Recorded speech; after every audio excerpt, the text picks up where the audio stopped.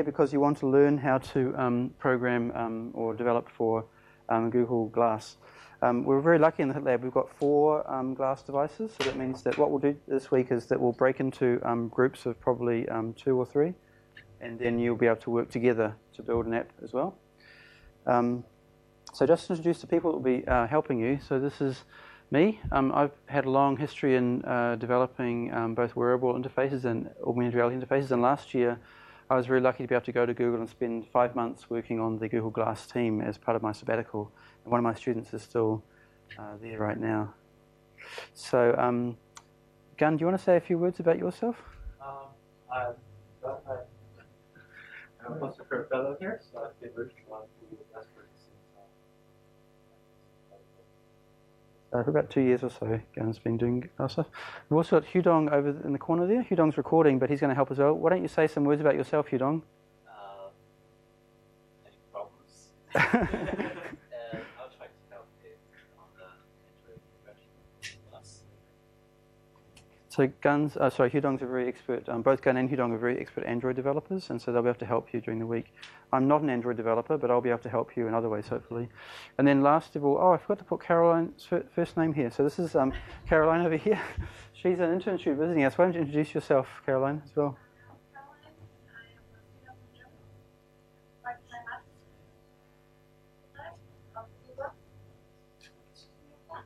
Yeah, sorry, I left your first name off there. So Caroline is an expert on, well, not an expert, she's a very good developer on using processing with Google Glass, and we'll talk about that on Wednesday. It's a software you can use for rapid prototyping as well. And so she'll be helping a little bit on Wednesday. So let me just run through the schedule. That's all, Caroline. That's great, thanks. So today we're going to talk about just an introduction to wearable computing, about how to design wearable interfaces, and also some prototyping tools.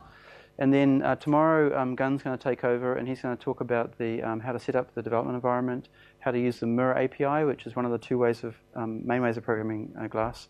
Now on Wednesday, we're going to talk about how to build native applications using Android.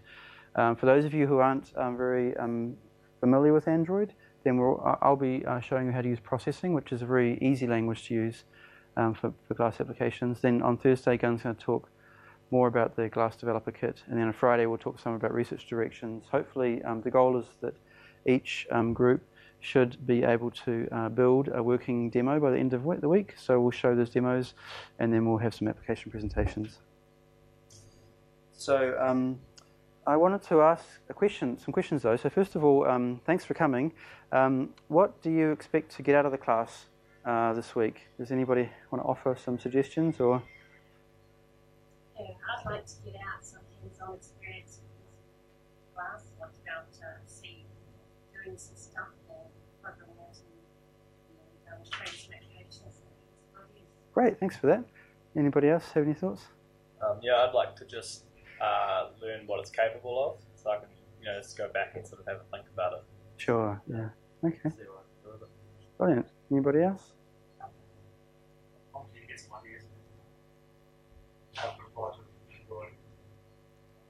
Great. Okay. Well, so this is what I hope that we'll be learning this week. We have a little bit of a history of wearable computing. Glass is a very modern device, but actually the wearables have been, as you'll see shortly, have been around for almost 50 years. And so we'll see how that fits in the context of it. You'll get an introduction to the technology, some design guidelines. You'll get to learn some rapid prototyping tools. You get to build several applications and learning how to program with the Mirror API, the GDK, and then some research as well. Now, one of the challenges, of course, is that Glass isn't a readily available device, so you can't go and buy them off the shelf right now. They'll be coming in the market very soon, but some of the techniques we teach you over the week will also be useful for programming Android devices in general, so mobile phones, tablets, and there are a number of other wearable devices that are already in the market that these same things will be useful for as well. So don't worry if you don't have your own Google Glass sitting at home yet. So some of the logistics is that we've got 4 devices, although I need to borrow one tomorrow. I have to go to a conference and take it with me, so I'll have 3 devices tomorrow. So that means that we'll work in teams. If you want, you can take some of the devices home at night. Each of the devices has a login and password set up, and I'll show you that in a minute, and so you'll have to share those. And we'll also be using Google Drive for a lot of shared materials as well. As far as the team programming goes, some of you are here from the HIT Lab already. Some of you are from outside the university, and so I told the people from the HIT Lab that they're more than welcome to sit in the class, but because they have access to devices after this week, whenever they want, then they won't be doing so much of the team programming. So those of you who've come from out of town, like Tracy and others, you'll be able to share the devices, and hopefully be programming in teams of 2, I think, which will be good. Means you get lots of hands-on experience. And then a bit more detail about today's schedule. Just welcoming right now, I'm going to give a presentation about wearable computing. We'll have a small break, and during the break time, you'll be able to try Glass for yourself. Then I'll talk about the user experience. I had to change the schedule a little bit, so lunch is going to be a little bit earlier than what's on the printout in your book there. And then I'll talk about some design tools. And then the afternoon from 2 o'clock onwards, you'll be using some of those tools, hopefully, to design some of your own application. So the goals for today is learning about wearable computing, getting a technology background to Glass, learn more about the user experience with Glass, both trying it yourself as well as seeing other people have built, and then you'll get exposed to several tools for rapid concept design. And then what you should be doing today, both this afternoon and then also tonight at home, is to begin your application concept design. And then tomorrow, Gun will be teaching about the Mirror API, and hopefully, depending on what type of application you've been thinking about, you may be able to build it with the Mirror API tomorrow. So, does anybody have any questions about the schedule so far? A couple of other important logistics. The bathrooms are down the hallway at the back there. If there's an earthquake, I guess we all run over to Island Field, and I think that's probably, everything. Fire, yeah. Fire is this way, earthquake that way. I'm not sure about floods, so I guess we'll just stay here, go on the roof or something. Yeah. Great. Gun and I have introduced ourselves, so I thought we could go around and you could each introduce yourself a little bit, who you are, where you're from, and then after that I'll start talking about wearable computing. Oh, yes. Oh, thanks. So if you have a Gmail account, please put it down. What Gun will do in a little while is he'll invite you all to a shared folder. And in the shared folder we put all the slides, the videos from the course, and code samples and things like that as well. That's great.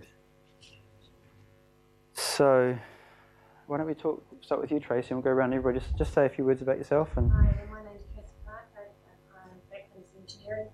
I have done a bit of programming on the Android and some apps for that for quite a long time. So I'm finding out how to program for electronic wearable devices. welcome, thanks. Okay, my name is Young-Sun Kim, and I am not a good English speaker such as you guys, so please speak slowly to me. It is very nice to meet you all. Thank you.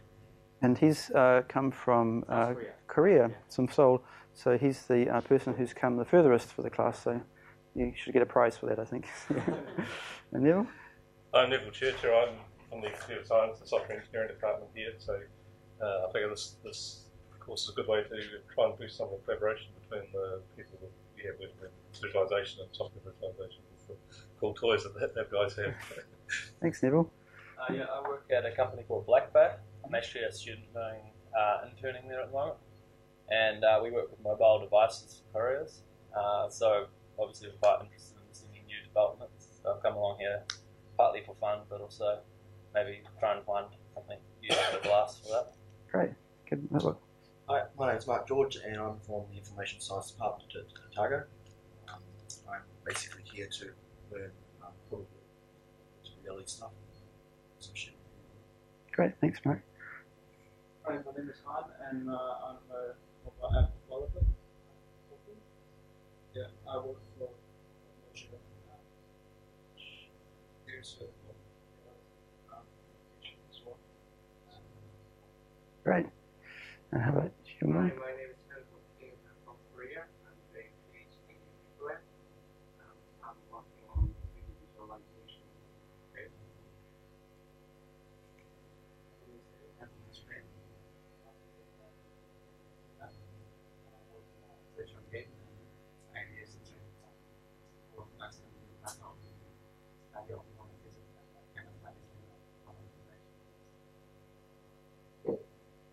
Family, and Taft finished the master thesis here now. And I'm working on some Android device.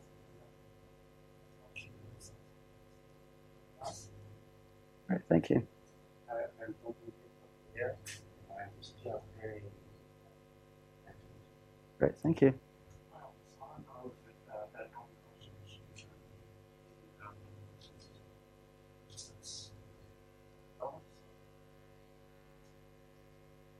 Now we use the glass. Great.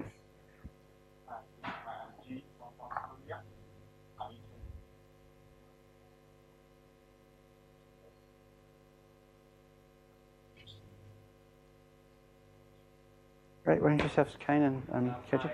Kane, I'm a student at the Taft for economical learning. Excellent. KJ,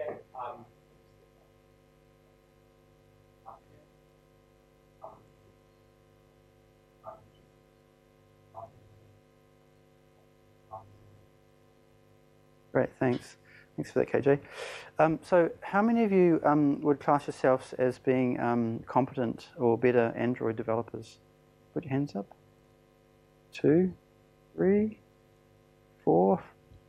4 of you have Android development experience. Okay. Great. So that means that, and how many of you had some Java programming experience before? Almost everybody. Okay, great. Well, and those of you who don't put your hand up in either category, don't worry, because as I said, today we'll be showing you some tools you can use that don't require any programming ability at all.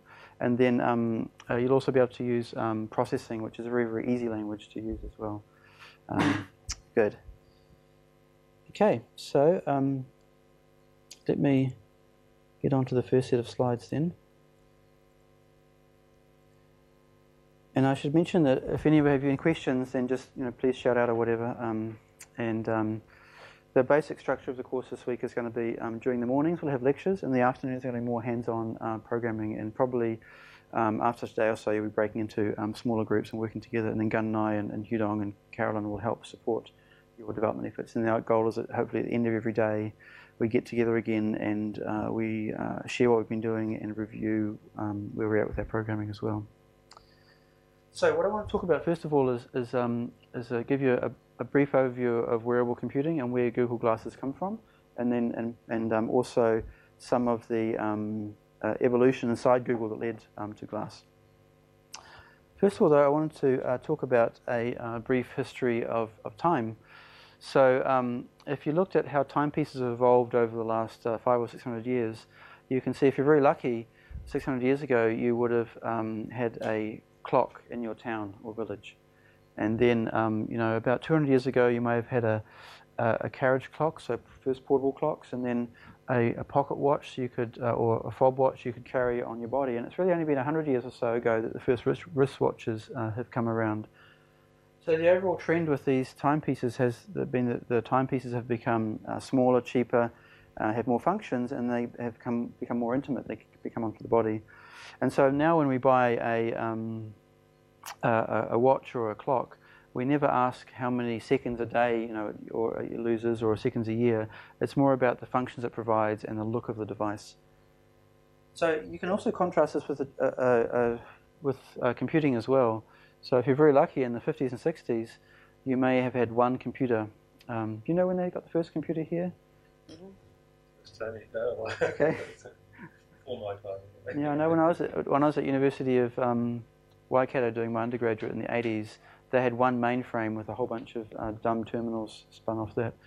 So, in the 50s, the computers are so big you can walk inside them, and then in the 80s, you had the first luggable computers. This is a compact K-Pro computer, and that little white square there, that's the screen. The screen is 2¼ inches in size, and it was smaller than the floppy drives on the side, which were 5.5-inch drives. And then, of course, in the 90s, you've got PDAs, and so you've seen the same trend happening as timepieces, where you've got the devices become smaller, cheaper, faster, more intimate, and you've got the same trend from fixed to handheld. So wearable computing is just a continuation of that trend as well. So it's basically defined as a computer that's on the body, that's always on, always accessible, and always connected. And the idea is to try and augment the user's actions in the real world, and so to be able to do that, to be aware of the user and the surroundings. So you can imagine this is the type of attributes that good wearable computers should have. They should be hands-free, environmentally aware, connected. They should be able to gather the attention of the person using them, be available to have third-party apps on them, and always on, as I said before. So that's kind of the dream, and it's taking a long time to get to that point. There's some interesting developments in the field of wearable computing. One of the first wearable computers was developed by this guy, Ed Thorpe. So Ed Thorpe was a very interesting man. He was an engineer, and he partnered up with Claude Shannon, who's a very famous communications theorist in the 1960s. And he decided that he was going to try and beat the casinos in Las Vegas. So they built a timing device, and the idea was that if you could start timing when the ball was dropped into a roulette wheel, then you had a pretty good chance of knowing where the ball was going to end up around the wheel. And so they built this timing device here that was about the size of a packet of cigarettes that would fit in your clothing, and then that has a small earpiece that would beep, telling you what numbers you should bet on.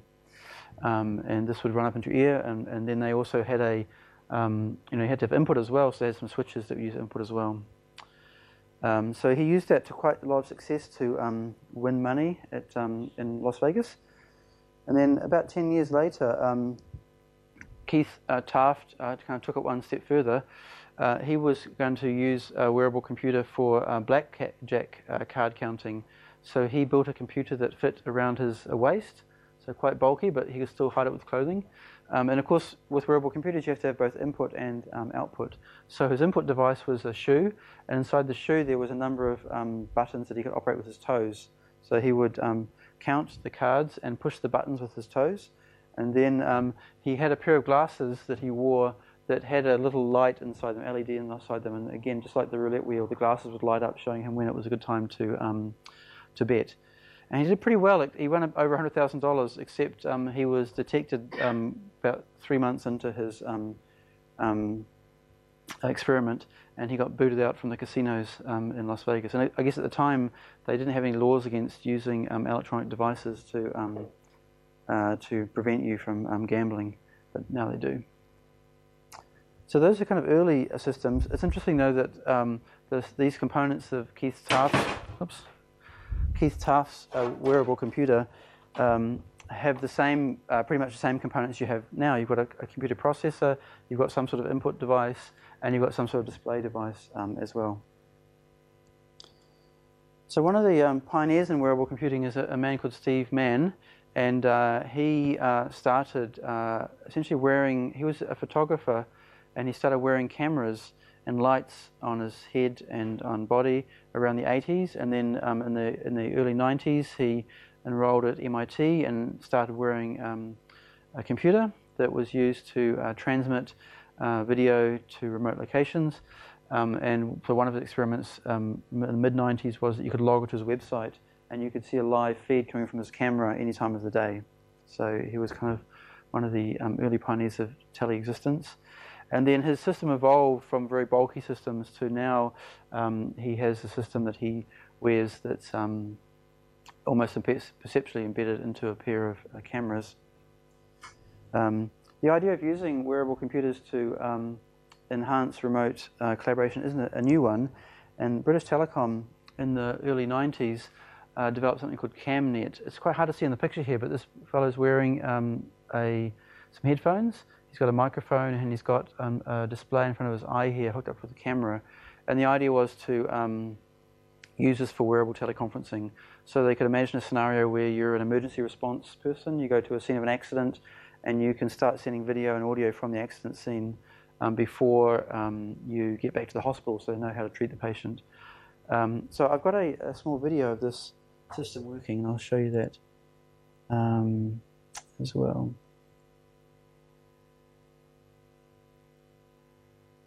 I'm going to have a look at the chair. Let me just pause this for a second, and I'll crank up the volume. It's a very grainy video from the BBC from the early 90s.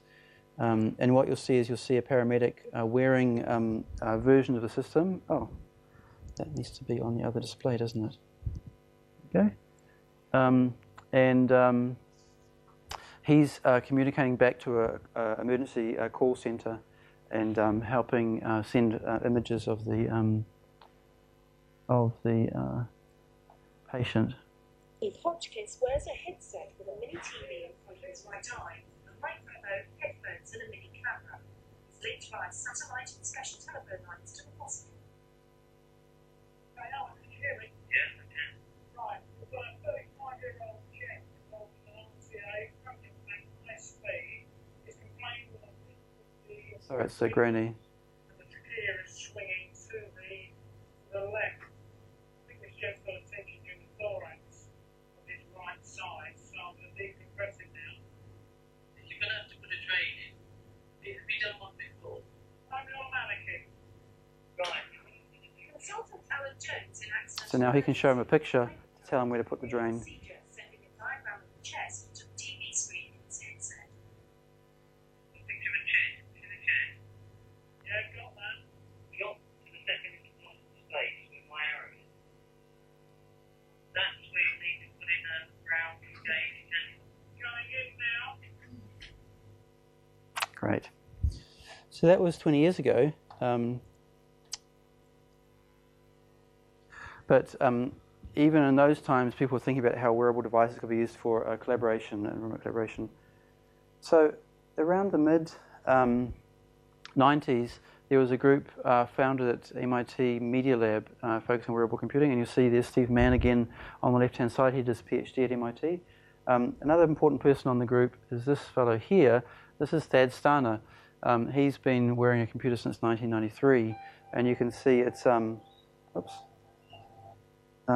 and you can see it's the same type of system that the British Telecom had with the reflection technology display over one eye, and he has in his hand here this kind of input device called a twiddler.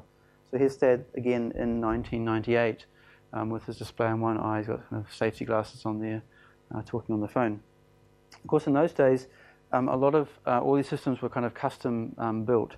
So you had people developing a wide range of weird and wonderful technologies where they would duct tape webcams to their head or build their own input devices or have some systems like this as well. But all of them had similar types of components. So they mostly were belt or backpack worn computers, some sort of display, a head mount display, a handheld LCD panel, audio, and a variety of input devices with networking as well. So wearable computers aren't just about taking what's on your screen and sticking it on your head. You can also use them for changing the way you interact with the real world, because as I said at the beginning, the focus of wearable computing is about how you can enhance your performance in the real world. And one of the early examples of that is what the University of Columbia did with the Turing machine.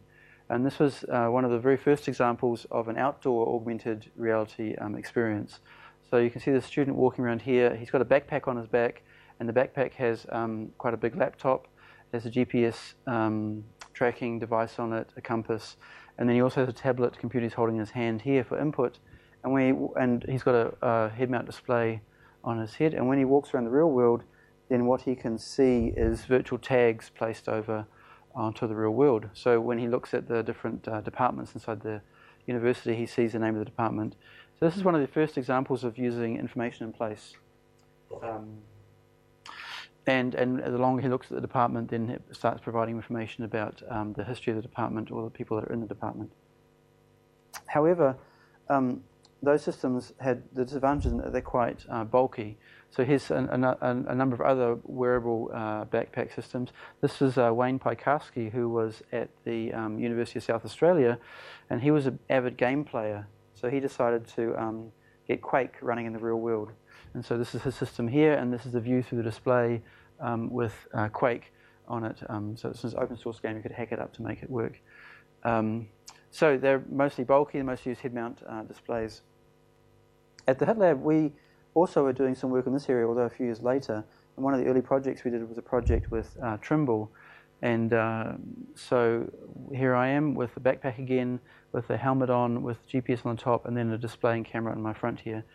Trimble, of course, are well known for their tracking system. So by using a Trimble-based system, we could get very precise tracking. They used what's called an RTK tracker, which is a base station on the ground that costs about $50,000, and it will track you accurate to about 3 centimeters away within 100 meters or so. It's very, very accurate, but also very, very expensive. So using that system, we could overlay virtual information in the real world. And so here you see, for example, these are stakes. And we did one of my PhD students did a study on this, and they found that by using our system, the surveyors were 50% faster at being guided to survey points than by using a traditional system with a PDA and a pole, basically. So here's a small video of this working. Show you this. A collection of New Zealand's weird and wonderful inventions is being showcased at an international event in Christchurch. Science ministers from APAC countries are meeting for a conference this week, and they'll get to see the best of Kiwi science and technology talent. Hopefully might look a little out of place with that, because he's entering a whole new world. So you can see the virtual building now is over in the real world life size.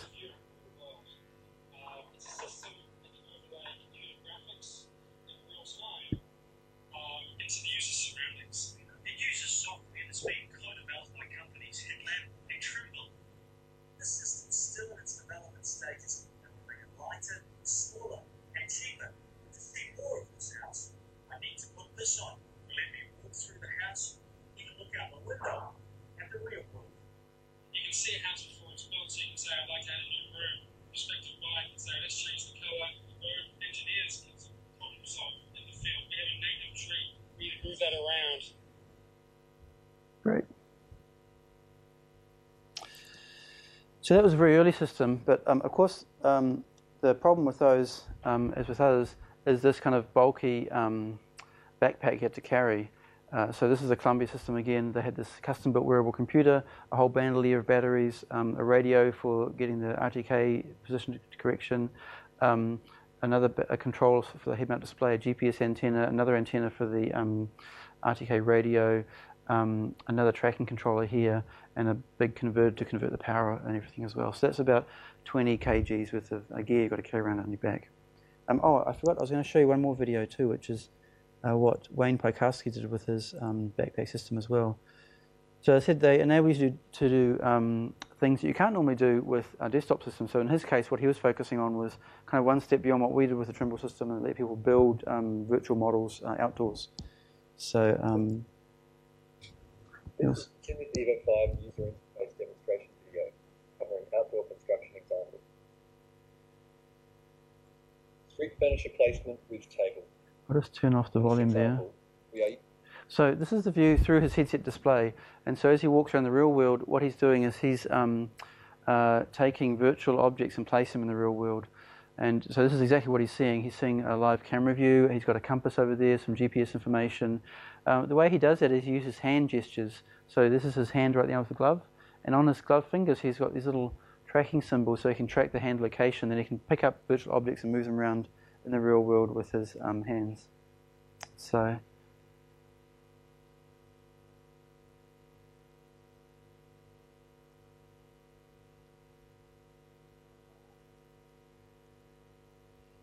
and you can see him scaling there as well. We'll talk a little bit later in the week, actually near the end of the week, about more recent research in gesture-based interaction with wearables, computers, and how that might also impact on Google Glass. So he's trying to do a kind of a design outdoors with the looking at how his virtual table matches up with the real table behind it. And you can also take shapes in the real world and you can copy them. So here's a black box, and now what he's going to do is a car behind that. He's going to carve the car out and try and copy the car in the real world. not very precisely, but you can see he's laying down some points there, and those points will be used then to carve the virtual object and replace it with the to make a copy of the car. It's almost done. And I think, I'm not sure if it'll show, but you can also take a picture of the car and texture it onto the virtual object you just made. So there's the car copy. So I won't play the whole video because it's quite long, but you get the idea of early input and interaction devices. So while we had a group of people like Wayne and the MIT people custom building devices, after a while there started becoming some early commercial systems appearing as well. So this is the Cybernaut, original Cybernaut systems, MA4 that they developed. It was a belt-worn computer with a separate head-mount display. And then a few years later they built the system called the Puma, which was a single head-mount display there down to a belt-worn system as well. This had a Pentium 2 33 megahertz chip in it, so it's quite slow by today's standards, of course. Another company called VIA built a belt-worn computer that had an audio-only interface, and this was using a 700 megahertz Caruso chip. This was designed for stock picking applications. So you'd walk through a big warehouse, you'd have voice recognition running on here, and you would say what stock you're picking and inputting as well, and it will give you audio feedback. You know, if you're working at Amazon or something like that, it would say, go and pick book whatever from this bin, and you go and pick the book up, and then you say next job, and it'll tell you next things you have to do as well.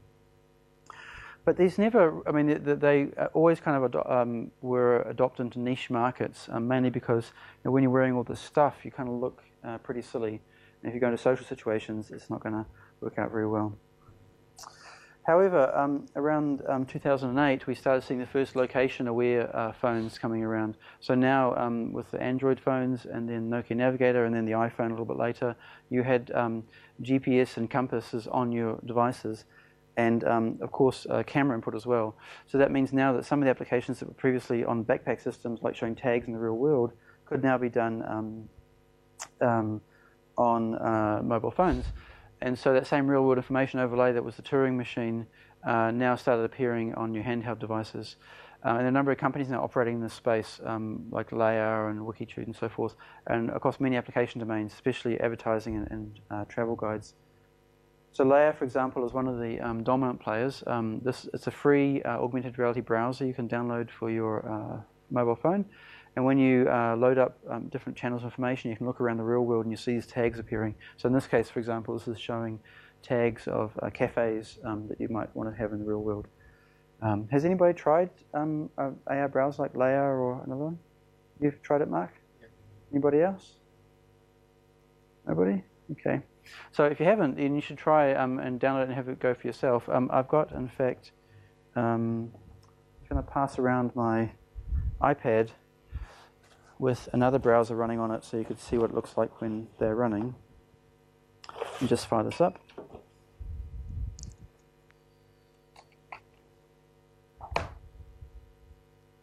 Okay. Right, just connect to the network. So Genio is very popular. They have around 30 million downloads, I guess it is. And so it's quite widely used.